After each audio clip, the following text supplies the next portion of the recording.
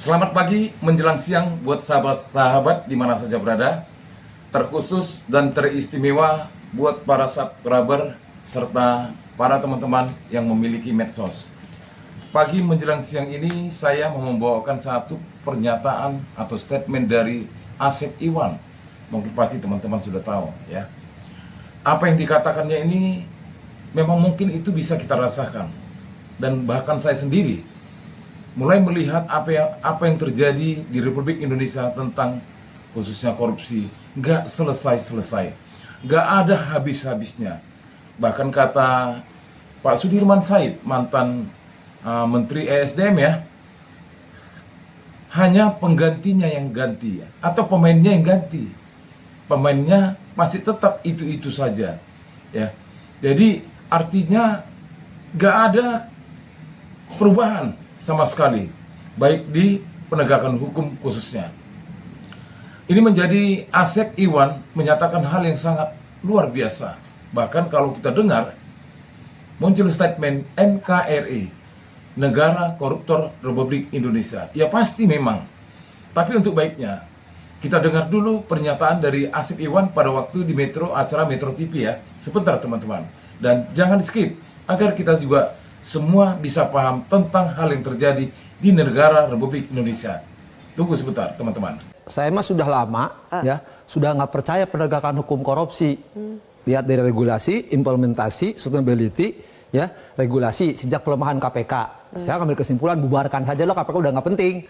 Komisionernya kena kasus, ya, main dari tahanan sampai apa. Kemudiannya kasus-kasus kena kan, dimainkan, tidak pernah selesaikan perkara, Hakim Agung tidak sudah jelas dua kena, nggak ditindaklanjuti. Saya sudah sampai dunia lahir batin sudah nggak ridho lagi. Kedua, saya berharap di kejaksaan muncul-muncul. Tapi kejaksaan pasal terakhir Richard Jacob itu barang bukti saya lebih dari segitu. Harusnya kena kan ke hakim-hakim lainnya, tapi tidak dilanjuti, berhenti di situ saja. Tadi saya berharap secara harapan gitu, tapi sekarang sudah nggak ada. Jadi secara regulasi juga sudah dilemahkan, implementasi penegak hukumnya bukan penegakan hukum, ya. Tidak ada kelanjutan, perkara-perkara harusnya dibuka terus dari itu mulai Hambalang, EKTP. Kasus mafia peradilan itu ya? Oh, mafia peradilan udah jelas. Kan itu sekarang harusnya kan nama-nama Hakim Agung 2 itu kena, yang lain kena. Nyebut pengacaranya disebut. Kenapa nggak ditindaklanjuti? Seolah di situ kan tersandera, ya, ada selesaikan cara damai. Makanya nggak salah. Ini dari kasus Ronald Tanur ya? Oh, yang berkembang ya? parah lagi itu kan, harusnya kan melebar terus karena sebut kan nama-nama itu. Kenapa tidak lanjuti gitu oleh penegak hukum? Artinya di barang bukti maupun penyebarannya. Artinya apa? Nggak salah kalau orang menyebut NKRI, Negara Koruptor Republik Indonesia. Ya. Karena tadi semboyannya kita GBHN, gede bacot, hasil nihil gitu. Nah, ada yang lebih parah lagi. Tadi kumpulannya BUMN. Milik nenek moyang lu ini. Dan itu fakta kan, soal Pertamina itu dari dulu sampai sekarang, ya, itu jadi mainan. Turun lagi timah. BLI itu apa, kalau BLBI hanya saya yang tinggal satu lagi si Budi yang ketua muda pengawasan yang tahu, yang kita adili gubernurnya, konglomeratnya, obligatornya. Jadi itu main-main. Akhirnya kan ditutup juga dengan perjanjian selesai diselesaikan. Jadi soal korupsi di Republik ini saya sudah frustrasi dunia akhirat. Tidak akan percaya. Masih untung ada Bonyamin tuh masih teriak sama itu. Kalau enggak, udah peduli amat lah. Karena saya sudah tidak percaya. Mau percaya gimana? Pilih sampai sekarang tidak pernah diselesaikan. Coba, mau kemana arahnya? Coba. Jadi semakin banyak yang dibongkar. Dia mau diapain lagi? Karena itu makanannya mereka. Makanan mereka maksudnya penegak hukum juga? Bagi-bagi. Lah kan kasus kan dibuka harusnya kasusnya. Tadi kasus sudah disebut nama-nama. Paling gampang kan boleh berantakan penyidik, penuntut. Tapi kalau hakimnya sudah terkooptasi, sudah ditunggangi dan tidak diselesaikan, mereka bermasalah dan disebut namanya. Ternyata alma maternya Pak Saud tidak pernah menindaklanjuti, bukan kejaksaan. Ya nggak usah diperiksa lah, sudahlah kita bagi-bagi aja barang buktinya. Jadi sudah kita dengarkan statementnya Asep Iwan ya. Miris memang kita dengar ya, kita pun bingung mau dibawa kemana negara kita ini. Seperti kata Sudirman Said, mantan Menteri ESDM pada masa Pak Jokowi. Mau dibawa kemana negara kita ini? Karena semua tindakan korupsi itu gak ada habis-habisnya dan gak selesai-selesai.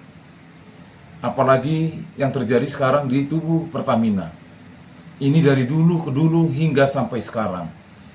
Yang lucunya, yang dikorbankan itu yang masih bisa-bisa, aduh, bukan pimpinan-pimpinannya, pemain-pemainnya, mafia-mafianya.